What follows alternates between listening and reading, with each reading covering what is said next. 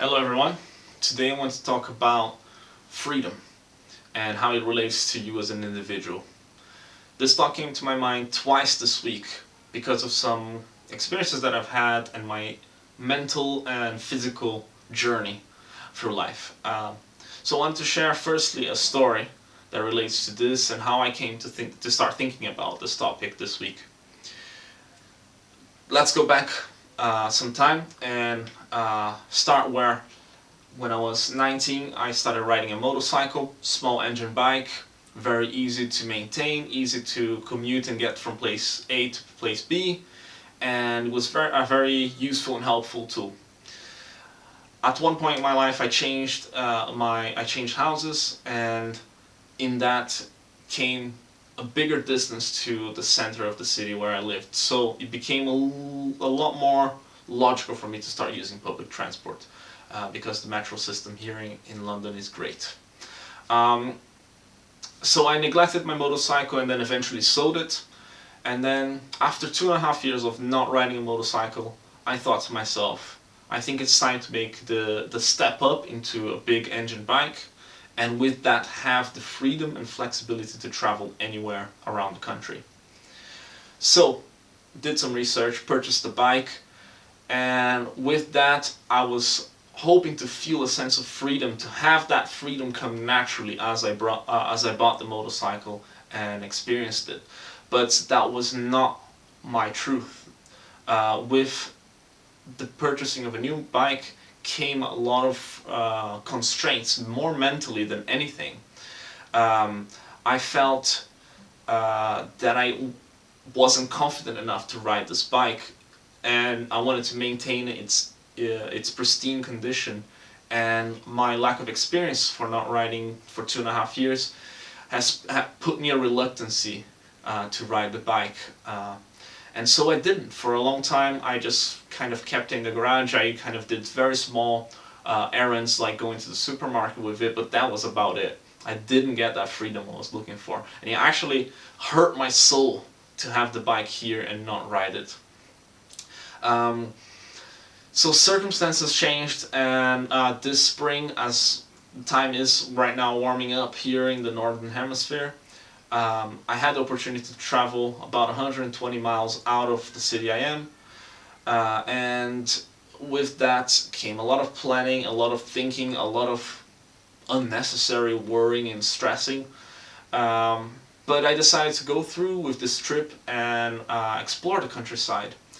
And in that, I realized that I had a mental boundary of where I could go and where my limits were of where I could ride with this motorbike.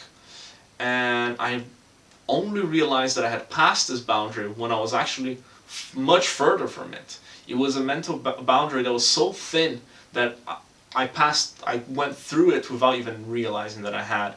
It was when I was out 100 miles away from London that I realized, wait, I'm actually doing what I was relatively afraid to do a month ago, 2 months ago, a year ago. And I realized that I had that potential of feeling the freedom at any point at my disposal, but it was just my own inner state wasn't ready to experience that freedom. And with that I realized that it comes with taking the risk, with actually putting some plans, some thought, maybe writing some things down on paper, but actually doing it. The act of doing it really got myself in this state of expansion where I could actually embody the freedom that I sought to have and sought with by purchasing a motorbike through the outside. This freedom should have come within, not outside, not without. So I realized taking risks is one thing that I need to do more. Trusting that the universe, life, has a system in place that kind of will take care of you, and if it not, then you deal with the consequences as they come, and it's not a big deal, not something big to worry about.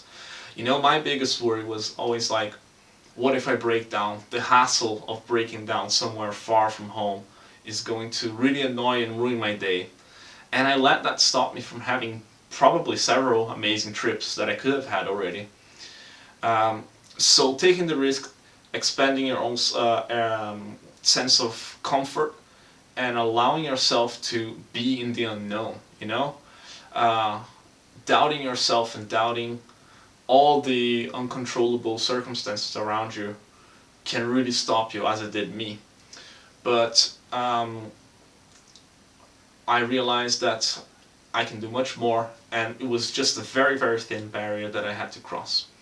So one last thought about freedom that was very apparent to me during this time, and is that the sense of restraint actually gave so much more to that feeling of joy of being free once I did get out of my comfort zone and rode out. That sense of being having the motorcycle for a long time and not riding it to the full extent that it could, that's what gave me the joy when I was actually riding out into the countryside. And there is an interconnectedness of that. The feeling of not being free gives you freedom at some point when you're ready internally to express that freedom. And yeah, the other lesson which I've already mentioned is that the freedom is not on the outside. It's not purchasing a new car won't give you freedom. Getting a new motorcycle won't give you freedom. Having more money won't give you freedom. You actually have to use those tools with what you have as a person in order to experience the freedom.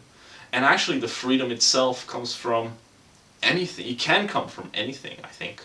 I think it's where your heart is. And you know, the example of riding a motorcycle is relevant to me, but to you it might be drawing, it might be using your creativity to do something different with your life, to actually express yourself through a different channel. It could be skateboarding, it could be painting. And I think we all have the responsibility to find out where we are ourselves and where our freedom lies, but also to have the courage to take the risk, to jump into the freedom that we have as an inheritance by being a human being. Someone said once, we have to have the courage to leap into the abyss of life, and in leaping to the abyss we realize that at the bottom of the darkness there is a feather bed waiting to hold us comfortably and safely down as we go. And in that exploration we find our true joy. So hopefully this little story has helped you in some way. As always, let me know if there's anything relating to this that you'd like to share. I always like to hear it. So in that, thank you and have a lovely week. Take care.